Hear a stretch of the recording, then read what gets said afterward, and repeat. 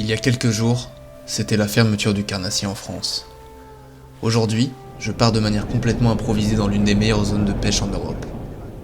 L'objectif de ce séjour, rejoindre 2 guides de pêche sur place et pêcher 3 espèces de poissons, le sandre, le black bass et le brochet.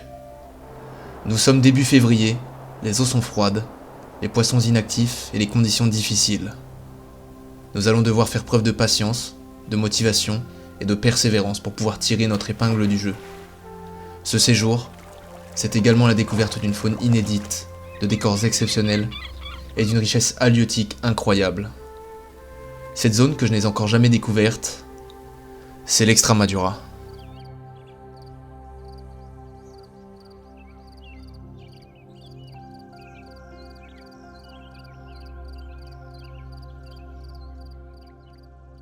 Hola chico, on est enfin arrivé en Espagne, on est à l'hôtel et donc on va repartir pour 5 heures de route. On a roulé pendant 9 heures du coup avec Romain. Donc là on a passé une bonne nuit, on a dormi au moins 5h30, 6 heures, donc ça fait plutôt plaisir.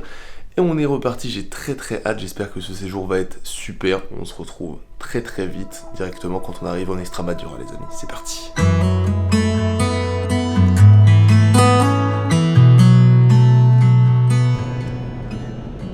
Tu l'auras probablement compris, cette semaine, je ne serai pas seul. Pour m'aider à traquer les monstres espagnols et à me diriger vers ces terres nouvelles, je serai accompagné de 2 superbes personnes. Lui, c'est Romain, guide et gérant de pêche Extremadura. C'est grâce à lui que je suis ici aujourd'hui et que je peux vous présenter cette vidéo. C'est aussi grâce à lui que vous pourrez partir en Extremadura avec des avantages. Lui, c'est Eli, guide de pêche sur place qui nous accompagnera toute la semaine. Grand fan de black bass, son objectif sera de me faire battre mon record sur ces 4 jours.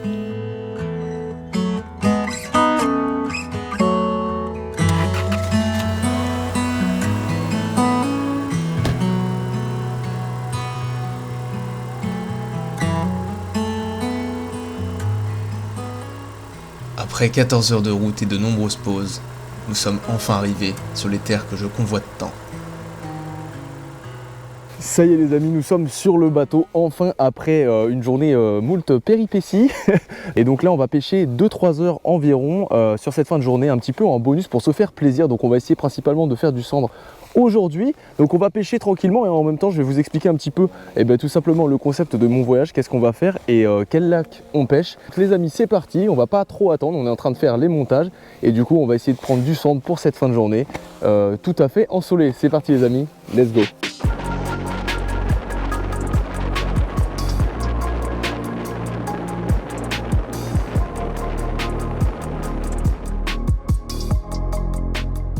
Bon allez, montage du premier leurre, tac, donc petit Popeye UV bait fish. Eli du coup a pêché un peu hier et il avait des bons résultats du coup sur des coloris naturels, donc je mets un coloris qui s'apparente à un poisson fourrage en 4 pouces. Tac, voilà, avec une pointe de glu pour que le leurre tienne bien. Yes. Alright, premier lancé les amis. En Espagne de ma vie. C'est fou, premier lancer, je vois des vautours et tout. J'en ai jamais vu de ma vie. Ça ne sera pas pour moi non plus au premier lancer.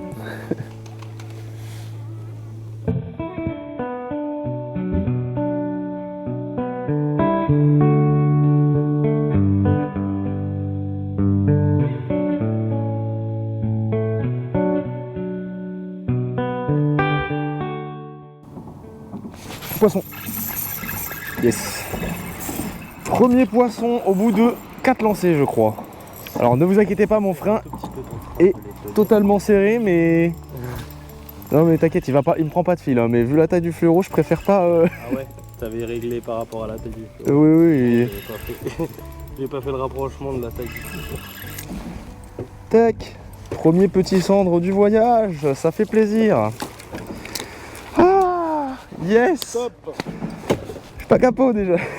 Yes. Tac. Bien Yes, merci.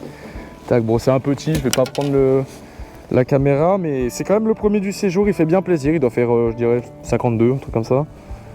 Donc aux alentours de 50, par contre les nageoires, il lui manque la moitié de la nageoire dorsale en fait. Il s'est fait bouffer. Il s'est fait niaqué. Ok, bon bah allez, let's go. Hein. Ça va le relâcher, tranquillou. Tac, zou. Yes.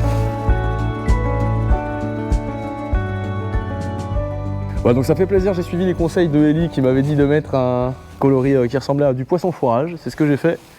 Et ça paye, je crois, j'ai fait 3 lancers, je crois. Donc c'est plutôt cool. Ah, ouais, 3 cartouches, 3 loupés, je me suis dit. Poisson pour Romain.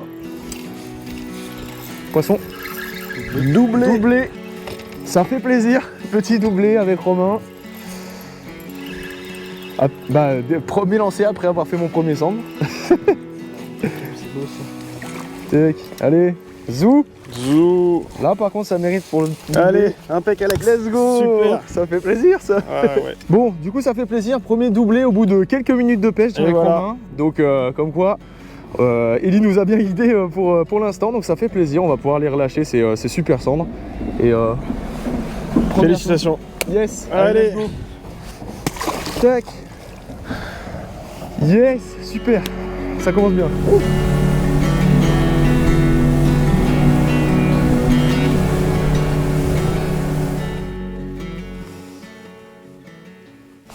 Poisson. Tu vois, j'ai changé d'animation et ça a payé direct. Yes. Oh, j'ai pris une mandale, mon gars. C'est pas un stremon, mais c'est correct.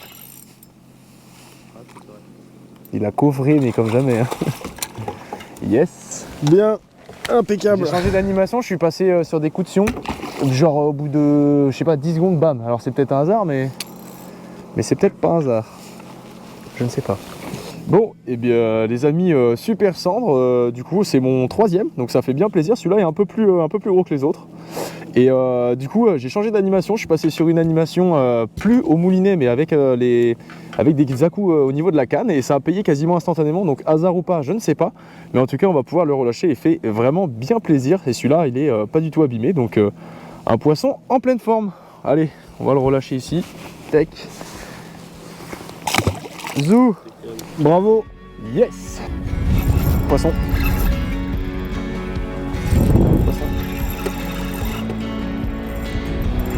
C'est pas trop mal non plus, c'est ok. Ah ouais, c'est un peu plus joli même. C'est un peu plus long, j'ai l'impression. Tac, yes, let's go. Super. Ah, c'est correct. Yes, aïe. Allez. Zou. C'est cool, ça fait plaisir. Allez, zou. C'est cool. Moins de 30 secondes après que j'ai pris le mien. Bon, les petits concours. Qui paye l'apéro ce soir? Ouf. Celui qui en fait le moins, celui qui en fait le plus. Poisson. Putain, l'apéro. C'est pas mal en plus. Hein. Sinon, c'est Romain qui doit payer son apéro. Ah, c'est pas mal. Il a pris à la première descente. J'avais même pas pris contact encore. Ça a l'air vraiment correct. Hein. Ouais, je pense que c'est pas trop mal. Ah bah tu vois, je m'attendais à un poil plus gros. Ouais, il m'a bien cartonné. Yes, super cendre encore, une soixantaine de centimètres je dirais, quelque chose comme ça, 60, 62. Allez zou, mon grand. Ouf. Yes. Cool. Bon, je vais me fâcher là par contre. Après seulement 2 heures de pêche, j'ai déjà sorti 6 cendres sur le lac d'Orellana. Mais toutes les bonnes choses ont une fin. En quelques minutes, les conditions ont drastiquement changé et la météo s'annonce des plus terribles pour les jours à venir. Une chute drastique des températures et un vent allant jusqu'à 50 km/h. Il est maintenant temps de rentrer à la maison pour réfléchir à notre prochaine stratégie.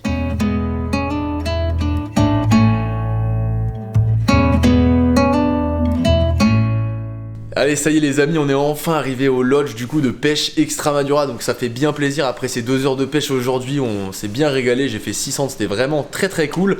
Donc là on va grignoter un petit peu, on va se prendre un petit apéro, boire une petite bière et manger un bon morceau de viande, donc ça va être très sympa. On va voir un petit peu ce qu'on va faire demain. Normalement on va pêcher le lac de Garcia. J'ai super hâte de faire ma première vraie journée de pêche, j'espère que toi aussi. On se retrouve tout de suite directement sur le lac. Allez les amis, c'est parti.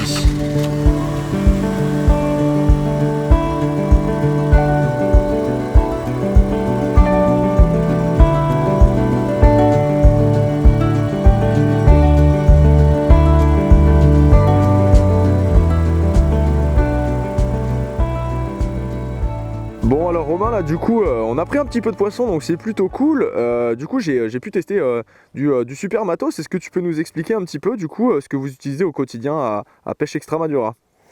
Donc en fait, nous avons fait le choix d'utiliser du matériel véritablement haut de gamme pour notre plaisir et pour surtout le plaisir de notre clientèle. Donc comme tu peux le voir Alex, du coup des bateaux qui viennent du coup tout droit des États-Unis pour une stabilité et une performance inégalable. Et puis côté matériel, côté pêche, tu as pu t'apercevoir que nous utilisons du matériel Sainte-Croix. Donc le matériel Sainte-Croix, c'est un matériel véritablement plus que haut de gamme. Donc quand nos clients viennent, ils ont les cannes Sainte-Croix, donc à peu près tous les modèles, distribués par Florida Fishing. Donc au niveau du matériel Sainte-Croix, nous avons des gammes aussi bien pour le bass que pour le cendre, que pour le brochet. Le barbeau de Comiso également, du coup beaucoup pêché en Extremadura. Donc c'est un plaisir de pêcher avec un matériel de qualité comme celui qui est Sainte-Croix. Voilà.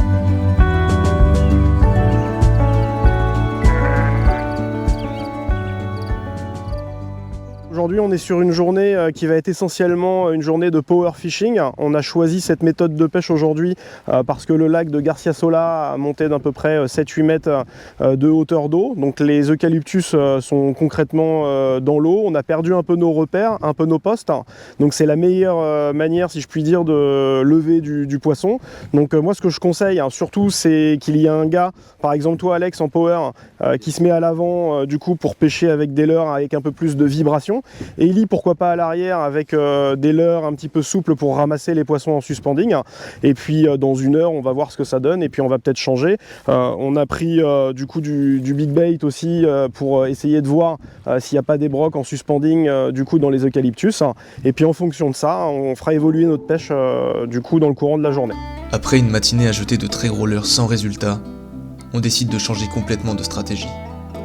Allons manger un morceau, réfléchissons et adaptons notre stratégie à ces conditions météorologiques très difficiles. Le lac de Garcia Sola n'a jamais été aussi haut, et ce, depuis près de 10 ans. C'est donc l'occasion d'aller pêcher des zones encore inexploitées, les zones d'eucalyptus immergées. L'objectif, faire monter un très gros poisson en power fishing.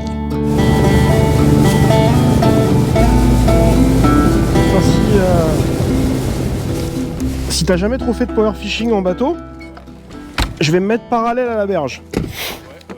De telle manière, en fait, du coup, allonger la berge forcément. Tu vas suivre la ligne, ouais. Et en fait, toi, faut que tu jettes devant le bateau, parce que sinon, et Eli va jeter devant toi en fait. Parce que comme vous êtes tous les deux avec un rolling qui est très faible et que vous allez mouliner très lentement, vous allez vous retrouver en dérive très facilement si vous jetez en face de vous en fait. Voilà, tout simplement. Hop, merci.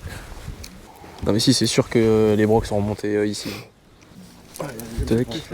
Bon les amis, du coup changement stratégique de spot, toujours sur le même lac. On a décidé cette fois-ci de pêcher au jerk bait, donc avec des petites jerks pour essayer de pêcher un peu finalement au tout venant.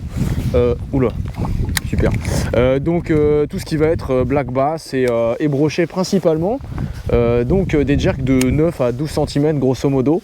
Et on va pêcher plutôt, enfin moi je vais plutôt pêcher en stop and go du coup entre les eucalyptus, vu que le lac, on le rappelle, a monté énormément. Et l'idée ça va être de voir si sur des zones shallow on peut faire réagir un petit peu plus de poissons. Ce serait fort sympathique.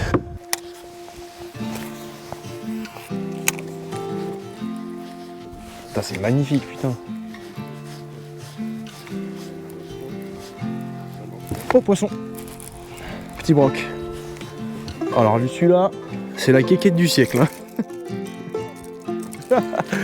Allez, déclenche-toi. Voilà, parfait. Bon, et bien du coup le jerk qui paye au bout de quelques secondes dans les eucalyptus, donc ça régale.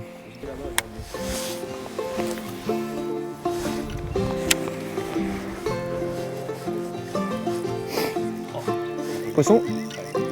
C'est vrai? C'est quoi, c'est un bass? Un broc? Bah dis donc, on n'a pas mis longtemps. Brochet pour Eli.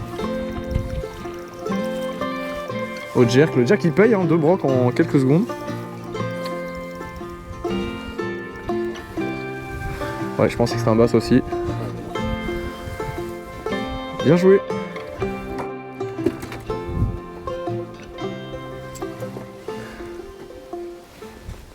Yes, super, bien joué. Allez, zou. Yes. Bien joué. La stratégie semble payante. Après seulement quelques dizaines de minutes de pêche, ce sont déjà 2 brochets qui ont été sortis sur ces zones d'eucalyptus. Les brochets répondent présents, et c'est peut-être la bonne stratégie à adopter pour déloger un très gros poisson.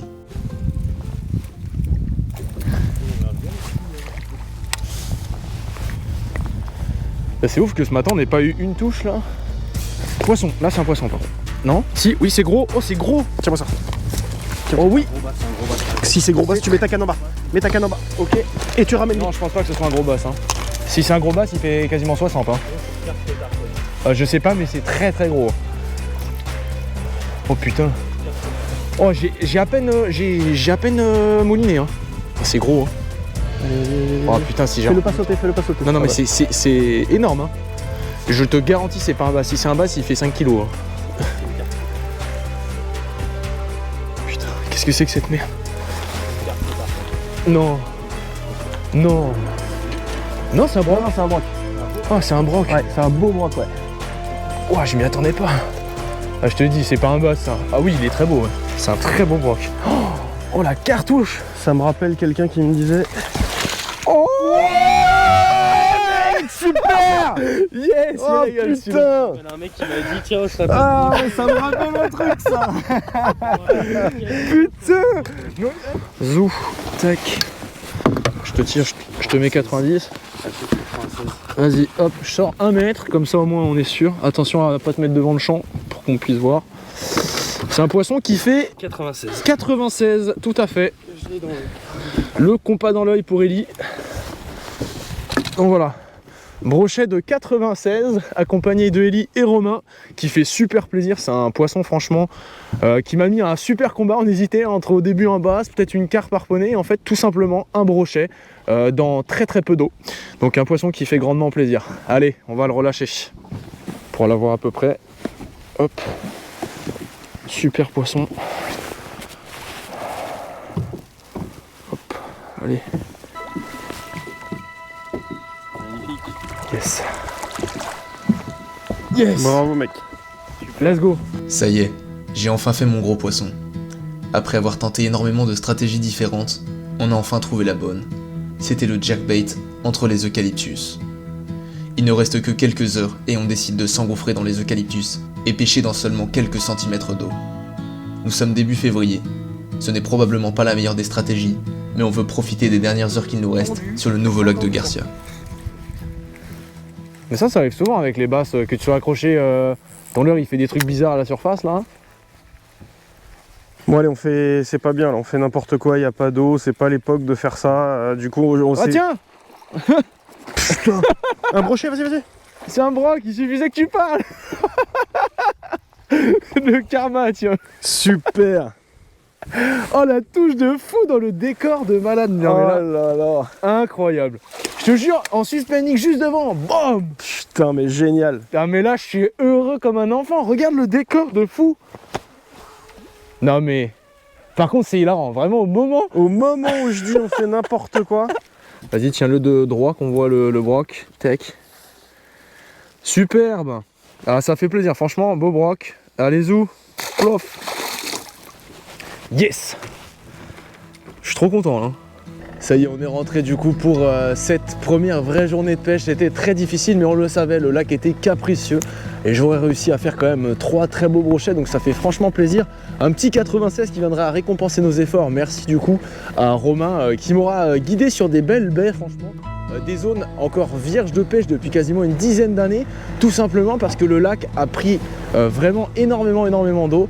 J'espère que tu as passé un bon moment et que ces images t'ont énormément plu. J'ai passé beaucoup de plaisir à les tourner. On se retrouve bientôt pour la suite des aventures en Espagne. Ciao.